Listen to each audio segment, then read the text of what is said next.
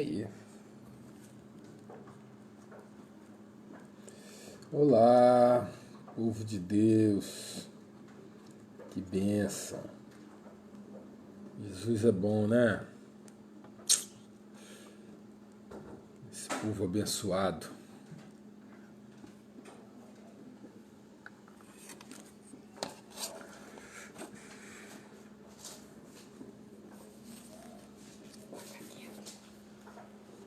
Ok.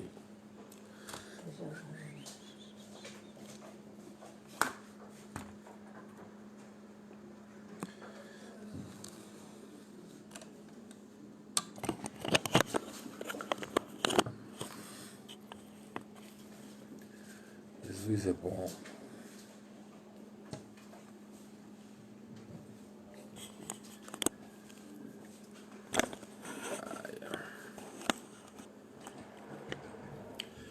Ok, no mesmo plano. Oh, glória!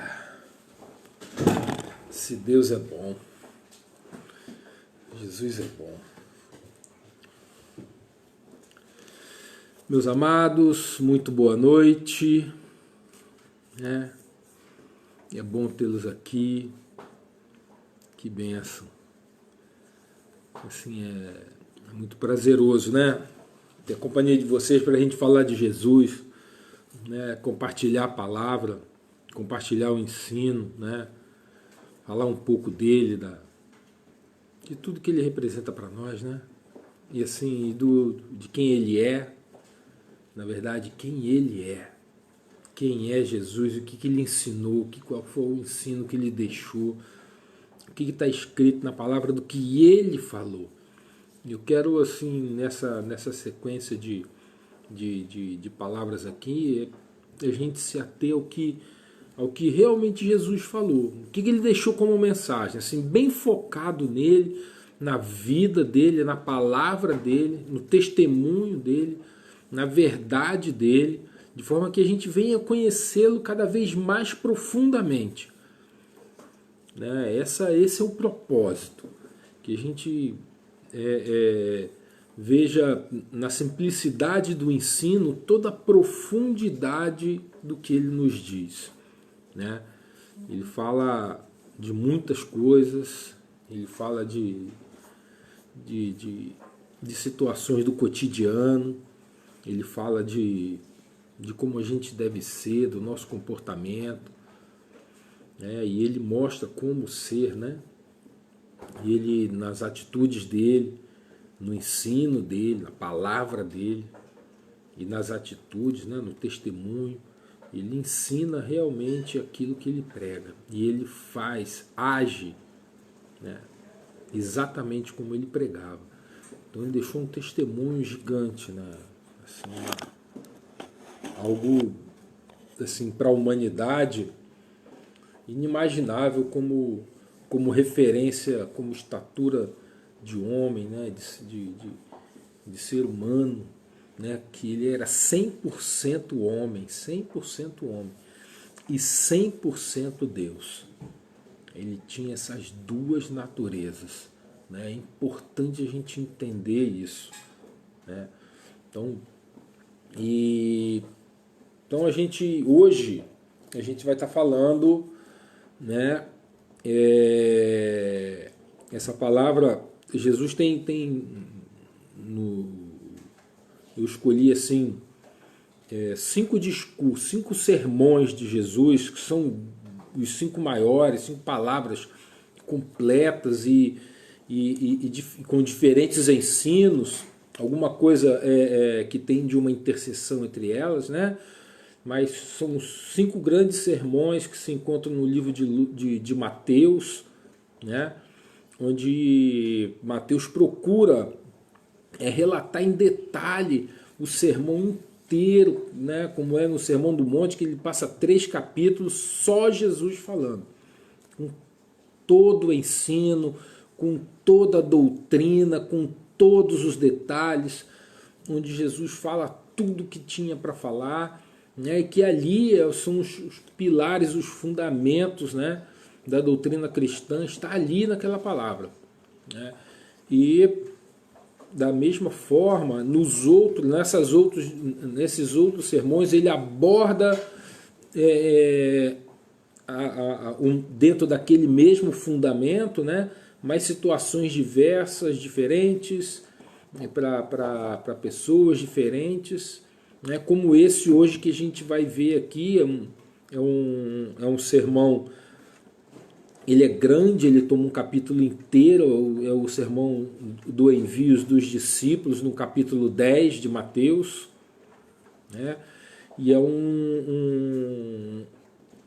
uma palavra completa, é um bloco muito coeso, mas a gente vai dividir para que a gente possa entender cada uma de suas partes, apesar dele ser um compêndio único, né? Mas a gente vai conseguir analisá-lo, né? Fazendo referências a situações diferentes, né? Hoje a gente vai estudar um pouco aí do 10, no capítulo 10, do 1 ao 8, né?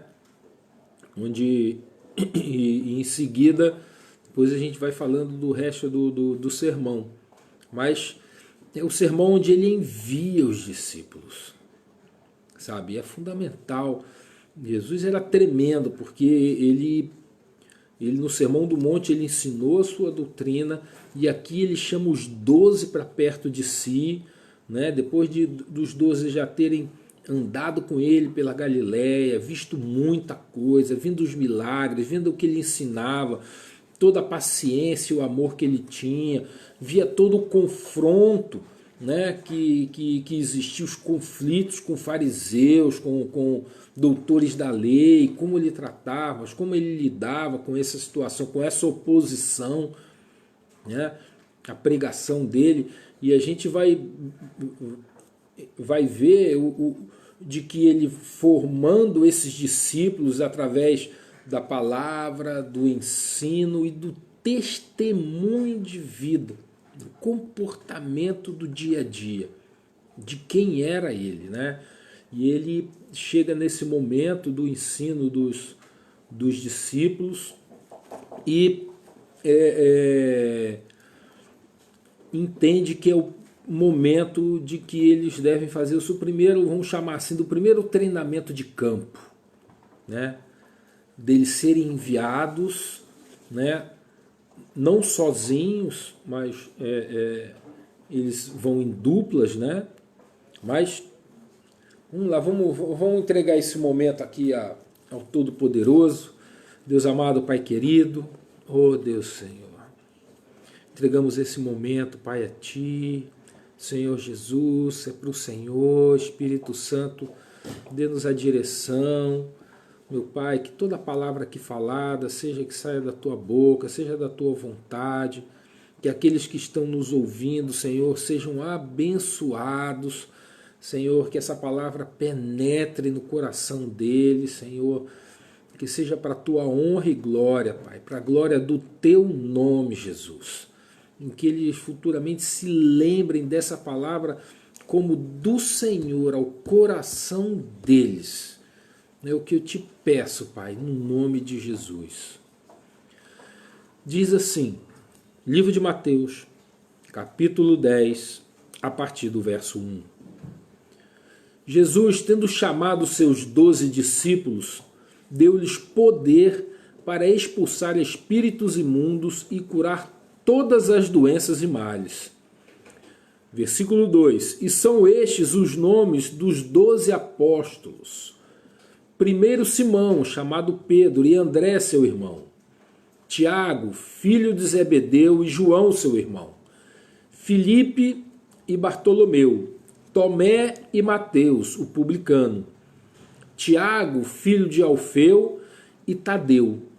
Simão, o Zelote, e Judas Iscariotes, o mesmo que traiu Jesus. Assim, a esses 12 homens enviou Jesus com as seguintes recomendações: não vos encaminheis aos gentios, nem entreis em cidade alguma dos samaritanos. Antes, porém, buscai as ovelhas perdidas da casa de Israel. E à medida que seguirdes, pregai essa mensagem: O reino dos céus está ao vosso alcance.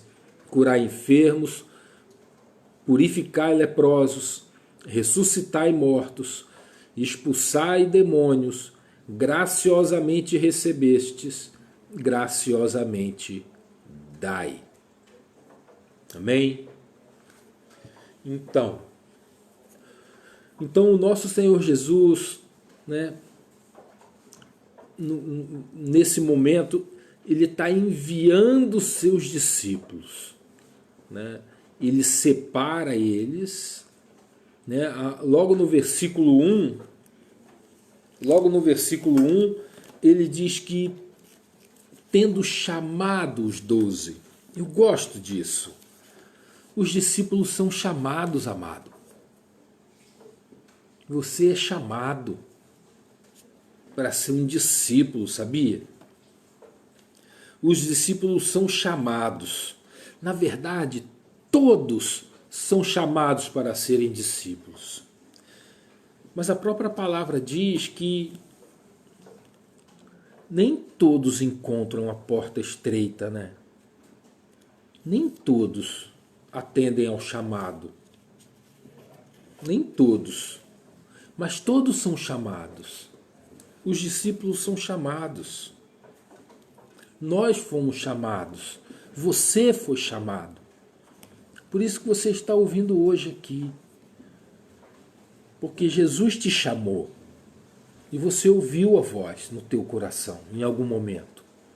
Né? Assim, e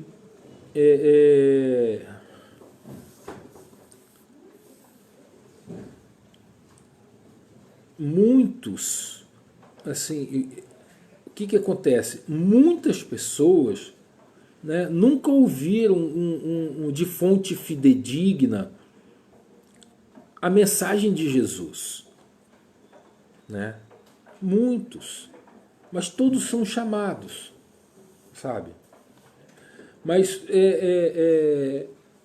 muitos veem somente a religião, sabe? Muitos acham que é só religião. Outros acham, isso não é sério, não. Isso não veem, confundem as coisas. Acha que olham para a religião e não olham para o chamado de Jesus, sabe? Isso faz com que muitos não se convertam. O Senhor, na verdade, chama os seus discípulos, capacita eles ou treina eles, né? E envia para que formem mais discípulos, para que haja mais discípulos. Ovelha gera ovelha. Então, assim, nós somos chamados e treinados ou discipulados ou capacitados, né, para sermos discípulos. E é pelo Espírito Santo que essa obra é feita. Essa obra é espiritual, ela não é humana, ela não é carnal, né? Nós somos formados no Espírito. Temos que abandonar as coisas da carne, a gente vai sendo moldado. Assim, o livro de Jeremias, quando fala do oleiro e do vaso sendo reconstruído, é aquilo ali, a gente é moldado. É o oleiro devagarzinho, né, fazendo o novo vaso, sabe? E isso somos nós, discípulos. E nós somos, né, somos chamados para sermos como Ele, para sermos ovelha dele.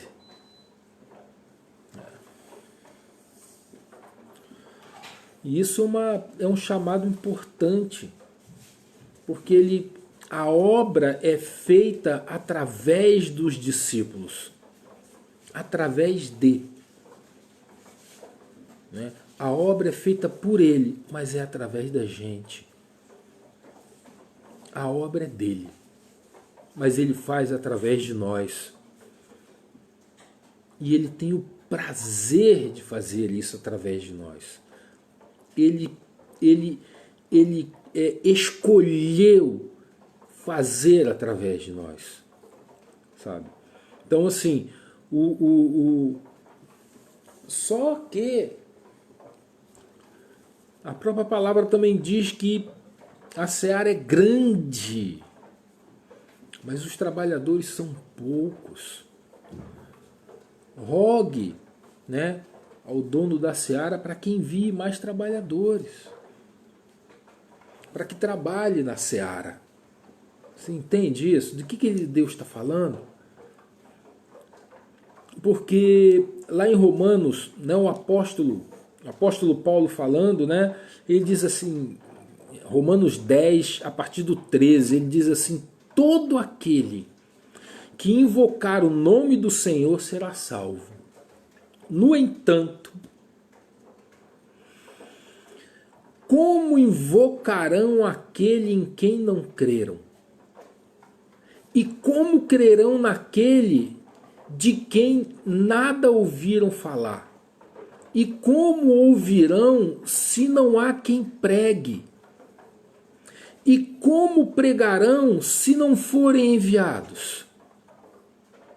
Como está escrito: como são maravilhosos os pés daqueles que anunciam as boas novas.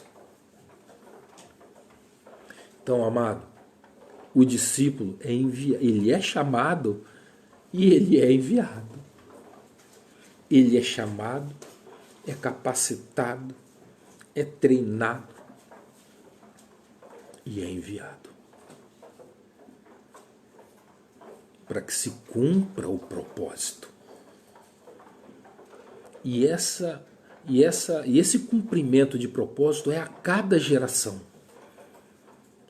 Para cada geração. Em todas as gerações. E essa agora é a nossa, a minha e a sua. A nossa responsabilidade. Chegou a nossa hora. Chegou a nossa hora. Agora é a hora da gente pregar.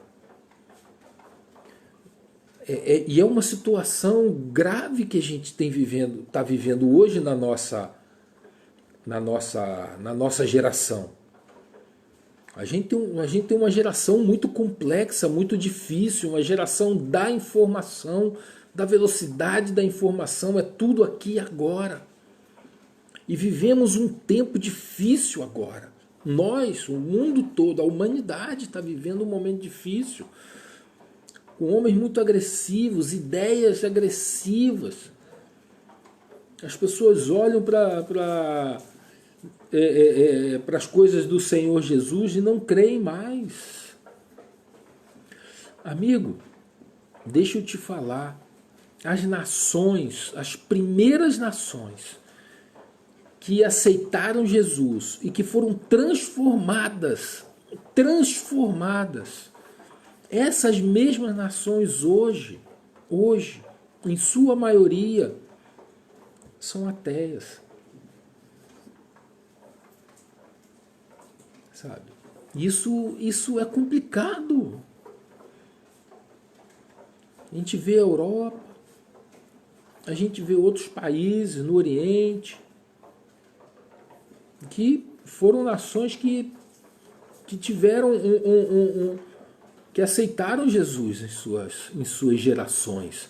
Mas que com o passar do tempo e as novas gerações, esse amor se perdeu, deu-se lugar muitas vezes à religiosidade existente no próprio cristianismo, quando tem em qualquer outra. Quando o homem deixa a fé e passa a dar mais valor a rituais e deixa a comunhão com Cristo. Sabe? Isso está na nossa pauta. Está na nossa pauta. Existe uma responsabilidade que é nossa. Não quero trazer nenhum peso para você, não, mas estou falando de uma realidade que a gente está vendo, né? Mas é uma situação que aflige, que fala muito ao meu coração, sabe? Muito mesmo, muito mesmo. Sabe? Que é uma coisa complicada. A gente vê tudo isso que está ocorrendo agora e sem reagir, sem reação nossa. Eu acho que essa fase pandêmica, sabe, mexeu muito assim comigo com essas coisas. Onde a gente pôde olhar mais tudo que está acontecendo no mundo, de como a humanidade está reagindo à morte iminente por uma doença desconhecida que não se tem como lutar contra ela. Ela estabelece quem vai levar e quem não vai. Que a gente não sabe que razões são essas, que pré-condições são essas, a gente não sabe nada. E de repente a gente se vê confrontado com tudo isso. Né? A geração da mentira. É mentira para todo lado. Mentira, mentira, mentira, mentira, mentira. Muitas mentiras. Pessoas compartilhando mentiras, falando mentiras. De toda ordem, de todo tipo. Mas isso só ocorre porque para que a gente veja que existe uma verdade absoluta e que ela se põe em relevo. No mundo onde a mentira é o padrão, se põe um relevo à verdade. Essa verdade tem nome e sobrenome. Chama-se Jesus o Cristo. É como a gente combate esse reino da mentira. Então, é um momento, né? É um momento assim muito importante para que a gente realmente assumamos a nossa como é que eu posso dizer, a nossa responsabilidade. Nós somos chamados, amado. Jesus nos chamou para ser discípulos dele, para sermos iguais a ele, parecidos com ele, imitadores dele, né? Então, assim, esse, o que ele faz? Ele treina, capacita e envia fez isso com os apóstolos lá atrás. E hoje? Também conosco.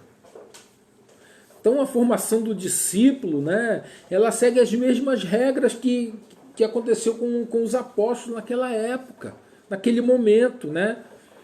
É necessário andar com o mestre. Tem que andar com o mestre, o discípulo. É fundamental ver ele atuando. Ver Jesus fazendo, vendo aonde ele está trabalhando.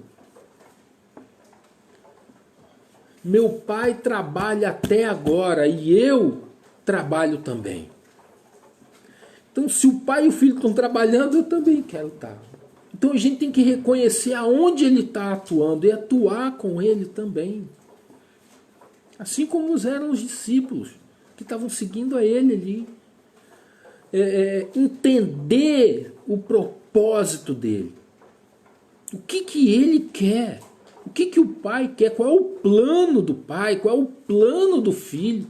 Como é que está se desenrolando aqui agora na minha vida, na minha frente. O que é que está na minha pauta para que eu possa cumprir esse propósito. O cumprimento desse propósito. Como é isso aqui e agora. Né? Tem que se esforçar para entrar pela porta estreita. Tem o sacrifício nosso, tem a renúncia, em tudo isso que os mesmos que os discípulos passaram com ele para seguir ele, entender como era ele, como ele fazia, quem era ele, o que ele andava, o que ele ministrava, tudo andavam com ele o tempo todo. Aonde ele ia, os discípulos 12 estavam com ele. Os discípulos mais próximos e mais uma multidão, um séquito, também andava com ele. ser um imitador dele, se parecer com ele. Deixar de lado a nossa maneira de ser para ser como ele. Para ser como ele, sabe? Isso é um desafio para a gente. Um desafio. É uma porta estreita e um caminho apertado. Mas é tremendo, é o reino de Deus e ele é tremendo. Agora, note que Jesus, ele enviou os discípulos, mas diz aqui a palavra que ele enviou e deu-lhes poder. Não é verdade? O que diz ali no verso 1? Deu-lhes poder para expulsar espíritos imundos e curar toda sorte de doenças e males. No livro de Lucas 9, no verso 1 também, ele diz assim que deu-lhes toda a autoridade, quer ver? Olha aqui, ó. Deu autoridade e poder.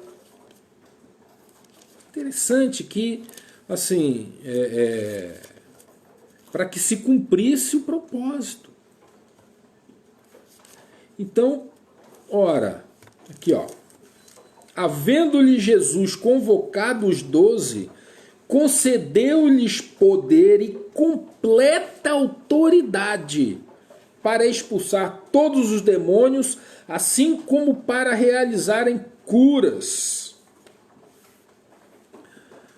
Completa autoridade e poder. Então, assim, Jesus enviou os 12, mas deu a eles todos os recursos necessários para se cumprir o propósito. Todo poder e autoridade. Amém? Então, amigo, se repete conosco também. Se é fato de que ele está nos enviando, que ele nos chamou, se somos chamados, o Senhor está nos dando toda a autoridade completa e poder para que se cumpra o propósito dele. Que o propósito não é o nosso, é o dele. Por isso ele nos dá todos os recursos necessários. E é nos dado todos os recursos necessários.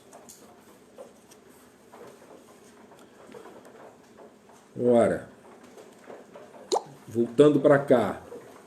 Assim a gente... E o poder ilimitado para curar enfermos, purificar leprosos, como está no livro de Mateus, curar enfermos, purificar leprosos, ressuscitar mortos, expulsar demônios. Amigo, completo, né?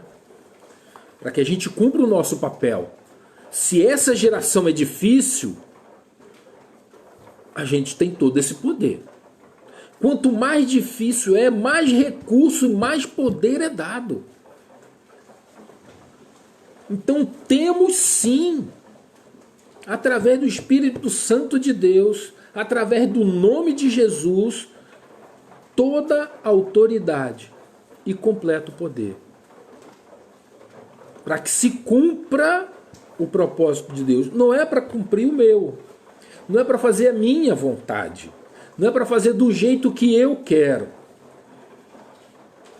Para fazer do jeito que eu quero, olha o dedinho. Não rola. Agora, para fazer do jeito que ele mandou, por causa do chamado dele, por causa do treinamento dele, da capacitação dele, se cumpre.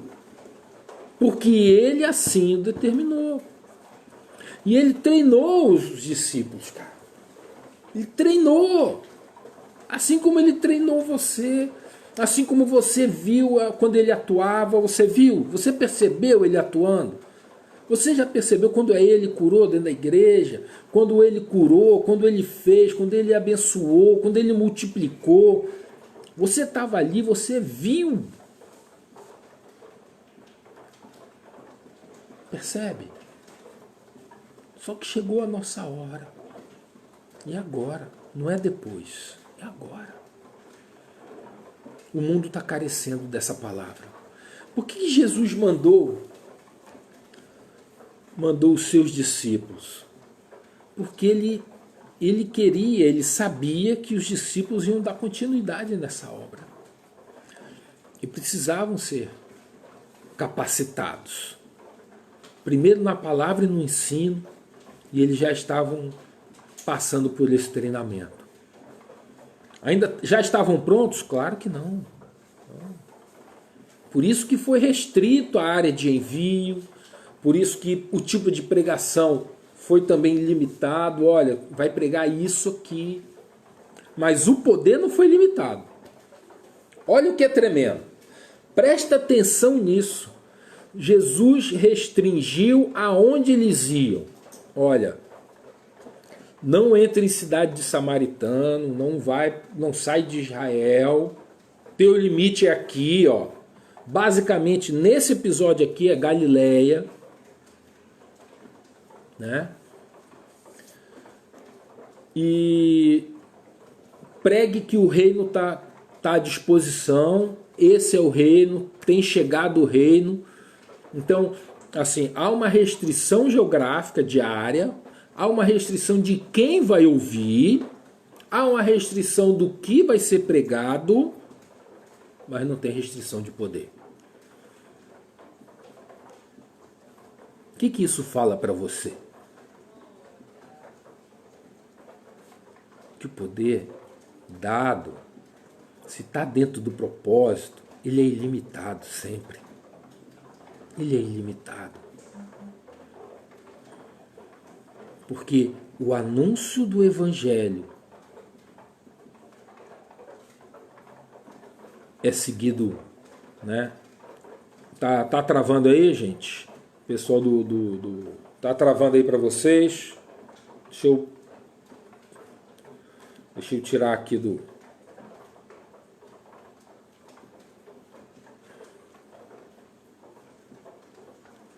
Vou tirar aqui do Wi-Fi, botei no plano de dados.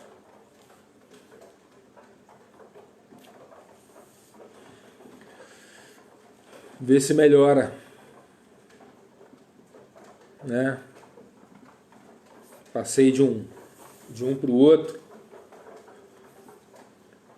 E no Face, tá indo bem? Tá tranquilo no Face? Oi Celinha, que bom te ver, linda. Oi Rose, Tatiane, Pastorzão, Tânia. Oi gente. Lídia, olha que bênção. Que bom ter vocês aqui. Marcela, Rubens, né? Tiago, bênção, Tiaguinha, Wanda. Glória a Deus, bom ver vocês aqui. Beleza, que não está travando. Vamos seguir. Mas assim, voltando ainda para o preparo dos discípulos.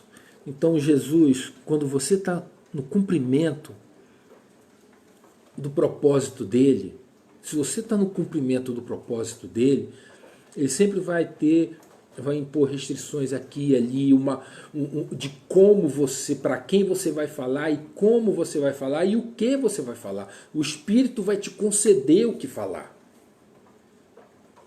Mas ele não limita o Espírito do poder que vai fluir. Porque o poder, a gente fala, o Espírito fala através de nós. Mas o poder vem dele. A gente não tem comando sobre isso. Nenhum. Não tem comando.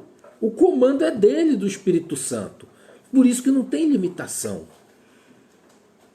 Porque o Espírito não é dado por medida. não é dado por medida, querido. Não é dado por medida, minha amada. O Espírito Santo age como quer e onde quiser. E da maneira que quiser. E a gente sabe disso. Que ele surpreende, faz coisas que estão fora dos acontecimentos, mas a gente tem que estar no centro da vontade. Se a gente estiver cumprindo o propósito, vai se cumprir o poder. O poder se manifesta quando a gente se coloca no cumprimento do propósito, daquilo que ele está mandando e enviando a fazer. Percebe? E aí flui de forma poderosa, porque é ele no comando. Não somos nós. Não somos nós. E isso é o que está mostrando aqui o texto. O texto está mostrando isso, né? De que existem essas restrições, mas não há do poder. Porque do poder é dele, é o Espírito.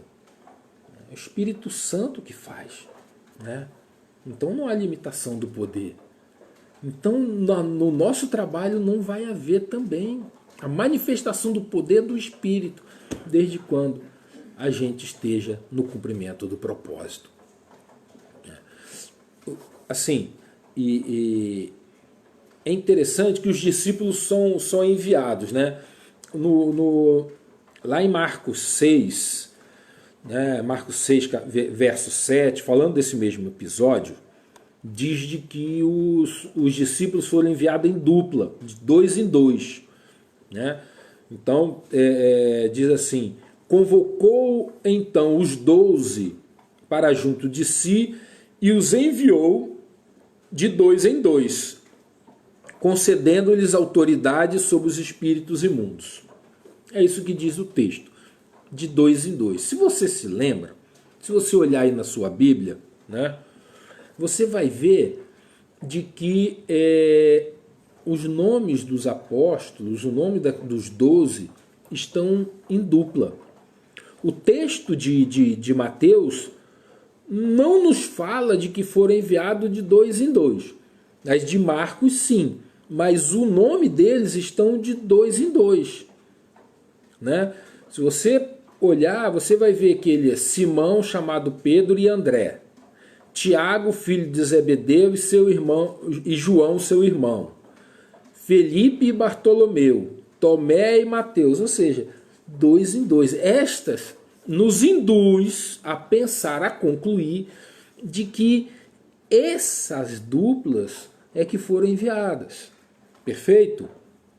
Então, assim, e o interessante desse envio de 2 em 2, né, é que tem algumas duplas bem interessantes. Primeiro, de que Jesus não separou os irmãos, né? Jesus não separou os irmãos. Né? Assim, um detalhe importante. Esse envio em dupla, né, segue a sabedoria bíblica de que 2 é melhor do que 1. Está lá em Eclesiastes. Né? Diz assim em Eclesiastes 4:9. Melhor é serem 2 do que 1, porque a melhor recompensa no trabalho de 2 pessoas. Olha só. Verso 10. Porquanto se um cair, o outro levantará seu companheiro. Mas pobre do que estiver sozinho e cair, assim não haverá quem o ajude a se levantar, a se reerguer ou se levantar. Né? Então, a gente vê de que 2 é melhor do que 1. Uma dupla é melhor do que fazer sozinho. Sozinho não é legal. É melhor serem 2. Vai funcionar melhor. Né? Assim, a palavra diz de que um soldado ou um guerreiro põe 1000 para correr. 2 a 10.000. Ou seja, a sinergia de uma dupla multiplica por 10 a força deles. Olha que interessante. Né? Então, assim, dois é melhor do que um. Isso fala de que a gente tem que ter relacionamento e saber se relacionar e saber ter companheiros de trabalho em Cristo. Ter irmãos que sejam chegados a ponto de da gente trabalhar em conjunto com esse irmão. Para pregar o evangelho, para levar as boas novas. Amém? Assim, então o que eu estava falando, não tem nenhuma palavra explícita em relação no livro, no texto de Mateus sobre dupla, mas o texto nos induz a concluir de que aquelas ali eram as duplas, né? O fato dos dois irmãos, dos irmãos juntos, e uma outra dupla que me chama a atenção é de Simão o Zelote, um Zelote, junto com Judas Iscariotes. Né? Os Zelotes são aqueles conhecidos como revolucionários, né? Contrários a Roma, guerreiros, eram assim, resistentes, eram tenazes naquilo que queriam e no seu pensamento, inclusive político, né? Mas que, no caso aqui, Simão abandonou, largou toda esse viés, tanto de violência quanto de política, e aderiu a Jesus, né? Aceitou a ele como Messias, como Mestre, como único Senhor e Salvador, e seguia-o fielmente. Né? E ele, esse homem que foi escalado para fazer uma dupla com Judas, tinha que ter uma firmeza de caráter, né? E não foi contaminado. Não foi contaminado. Interessante, né? A gente pode olhar um pouco assim com isso, a gente pode olhar um pouco, falar do caráter de Simão, né? Porque se eles foram chegados a ponto de viajarem juntos, se tiveram uma amizade, tiveram esse companheirismo de ir pregar o evangelho, tarará, pode ser que Judas tivesse compartilhado com ele ou tentado de alguma forma dividir a insatisfação dele, né? Mas pelo jeito não, né? Porque a palavra nos conta que, né, a tradição cristã de que Zelote se manteve firme até o final, foi sacrificado, foi morto, assassinado também, né? Está aí na galeria dos heróis, né? dos discípulos que permaneceram firmes, né? E pregou o evangelho ali no norte da África, se eu não me engano, e também ali na Ásia. Então, assim, Simão era um homem firme, o Zelote, firme, né? E que aceitou Jesus e mais, né? Houve toda a agitação política de revolta contra Roma, tudo aconteceu ali, Zelote nem era com ele, estava ele pregando o evangelho, falando de Jesus, cumprindo fielmente esse chamado. Percebe? Esse chamado. Estava ele lá. Então, assim, o chamado, amado. Não estou dizendo que não existe chamado para a vida política, não é isso, tá? Não é isso. Eu estou dizendo que aquele que é chamado, o discípulo, é para pregar, é para falar, é para compartilhar o testemunho. Né? Óbvio que existem chamados para áreas da vida da sociedade. Com certeza o Senhor levanta seus filhos em várias áreas, ok? Não vamos confundir aqui também, não quero confundir as coisas, tá? Mas eu quero falar e enaltecer de alguém que, da onde ele vinha, das origens dele, ele mudou as origens dele, mudou o caminho dele como Zelote para ser um discípulo e cumpriu fielmente a esse chamado, poderosamente. E agora a gente entende o porquê que é poderosamente. Porque o poder se manifesta no cumprimento do propósito. né? Quando se põe a obedecer o chamado. Amém? Então, assim, hoje, da mesma forma, né, que os discípulos foram enviados, nós também somos enviados. Por isso que no final lá do próprio livro de Mateus, ele encerra o livro de Mateus com o chamado da grande comissão.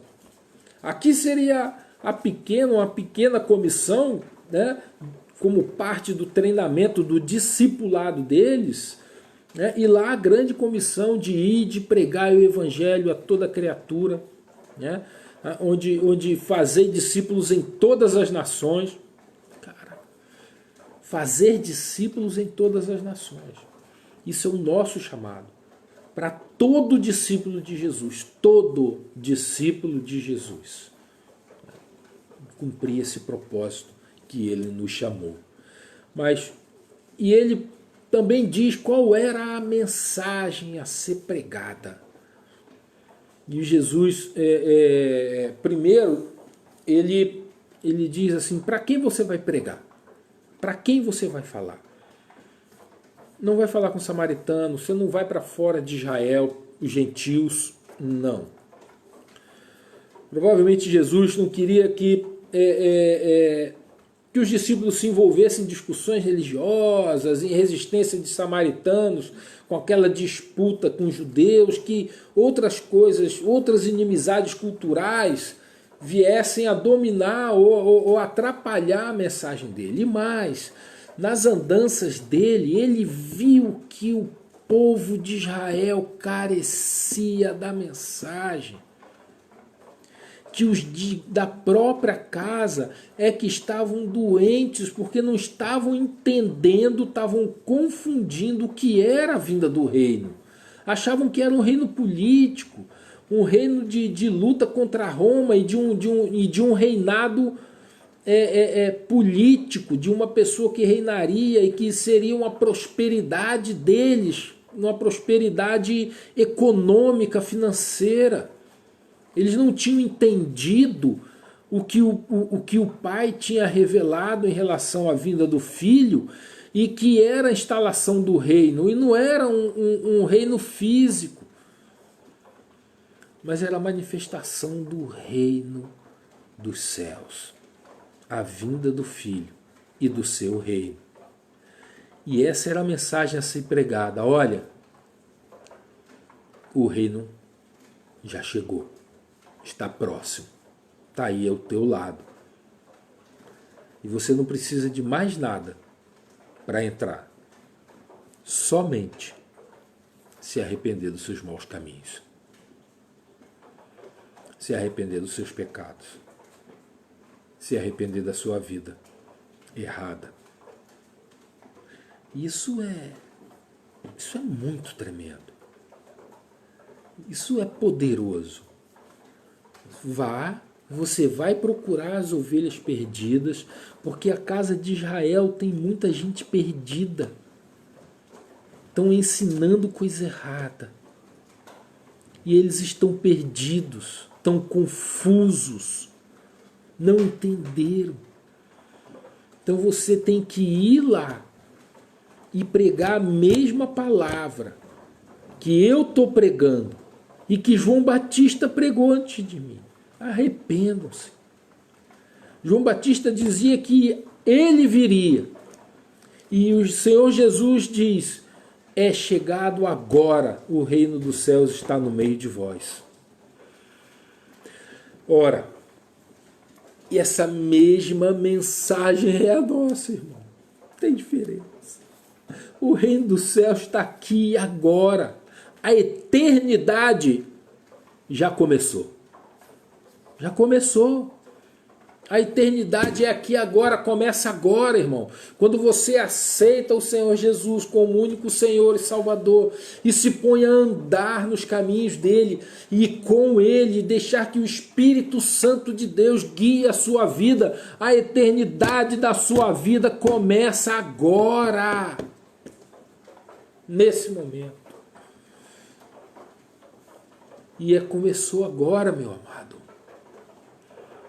O reino de Deus começou agora. É chegado o reino. É agora. Arrependei-vos. E essa não é religiosidade, é Jesus Cristo, o Filho de Deus, veio ao mundo, morreu por você e por mim. Morreu, cara. Ele pagou a nossa dívida. O que nos basta é crer nele, para que possamos ser salvos. Que a gente procure entrar por essa porta estreita. E que é essa porta estreita? É se parecer com ele. É andar nos caminhos dele. É fazer a vontade dele. É seguir o seu propósito. É se esforçar para ser discípulo dele. Dele. Se esforçar para ser um discípulo dele. Renunciar às nossas coisas. Ao que é próprio nosso. A minha vida, a minha maneira de ser, como eu penso das coisas, o que eu acho que é certo e o que é errado. E entender o propósito do Pai na vinda do Filho. E além disso, a segunda parte do plano, que é o derramamento do Espírito sobre toda a carne. A vinda do Pai e do Filho que vieram habitar em nós. Oh, glória! Isso é demais, meu amado. Isso é demais. Isso é demais. Ora, então, assim, a pregação é essa. E eles são enviados ali, primeiramente, aos mais próximos, às cidades vizinhas. Né? No livro de Lucas diz que eles foram pelos povoados, pelas aldeias, pelas pequenas cidades. Eles não foram para as grandes cidades, para as metrópoles, não. Eles começaram devagar. Começaram pelas aldeias pequenas. Foram pregando nas aldeias pequenas inicialmente. Cheios de poder. Mas começaram o treinamento, começaram o trabalho deles, a caminhada deles, a jornada deles nas pequenas cidades, nas pequenas aldeias. Ou daquelas que eles já tinham passado, ou daquelas que eles não entraram ainda, que Jesus não tinha entrado, mas que eles entravam e anunciavam o nome do Senhor Jesus, que chegou o reino dos céus. E realizando, através deles, muitos milagres, expulsando demônios, ressuscitando mortos, curando enfermos. Oh, amado. E libertando o povo de demônios, libertando o povo de Satanás. Amado, eu quero te convocar, né? Tem aquela figura do tá convocado, né? O reino está te chamando, está sendo convocado, irmão.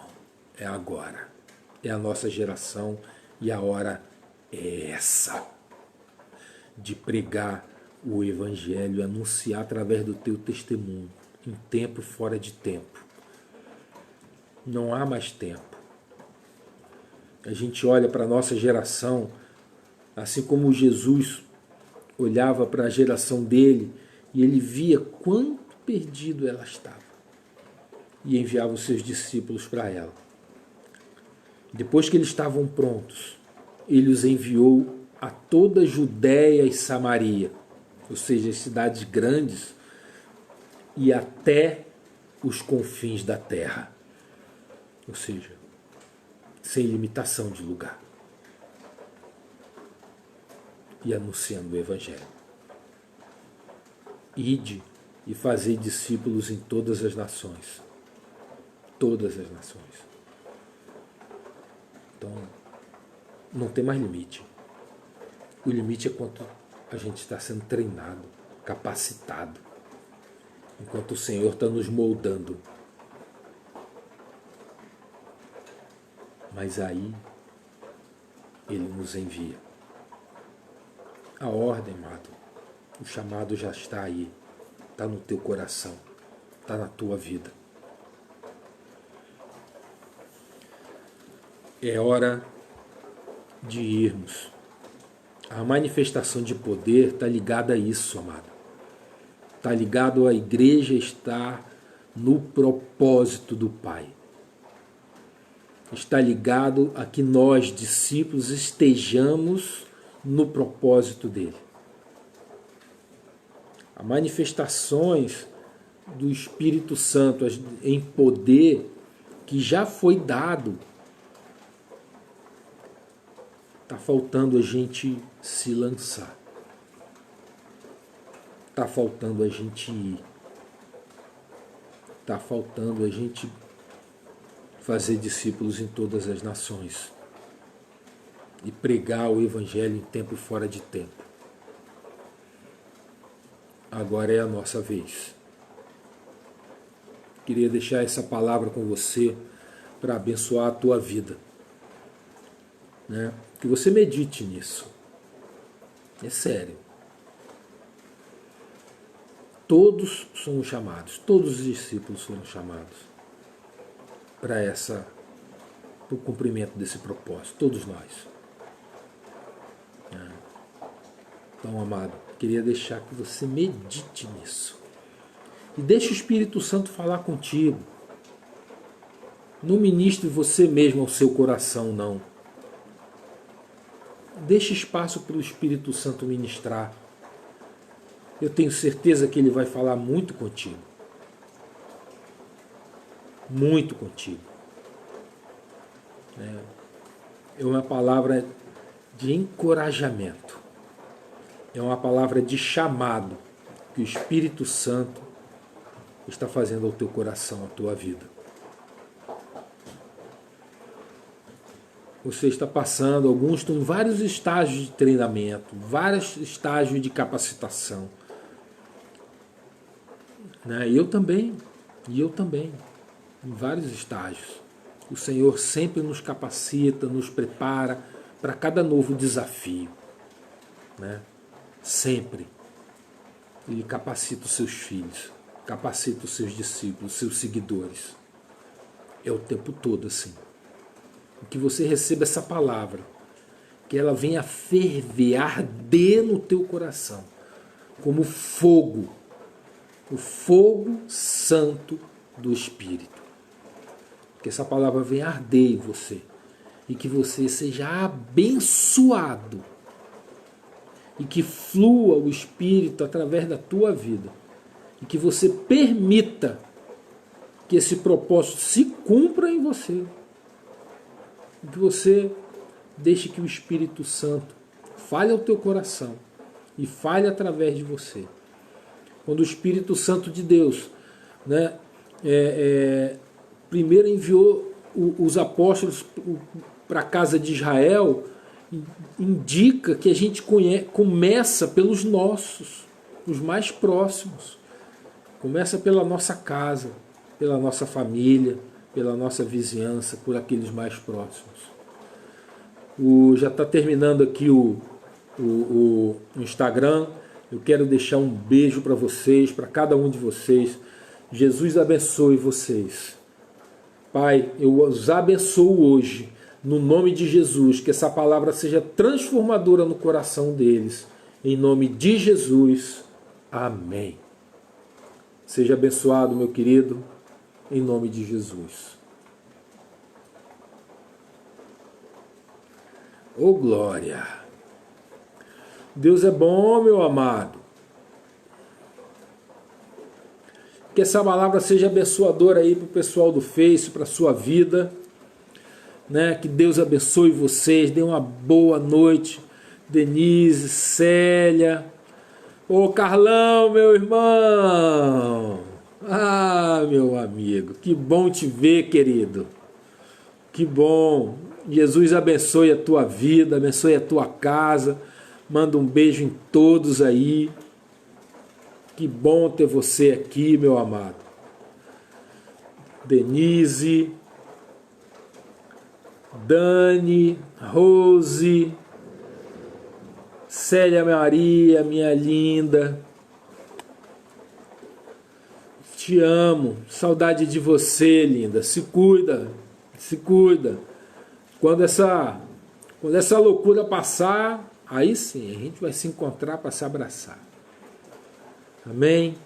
Te amo. Manda um beijo. Um beijo para todos de casa. Né? Te amo. Beijo. Beijo em todos. Que Deus abençoe vocês, cada um de vocês, poderosamente. Tamo aí na fé, Rose. Tamo junto. Tamo na fé. Jesus abençoe. Amém.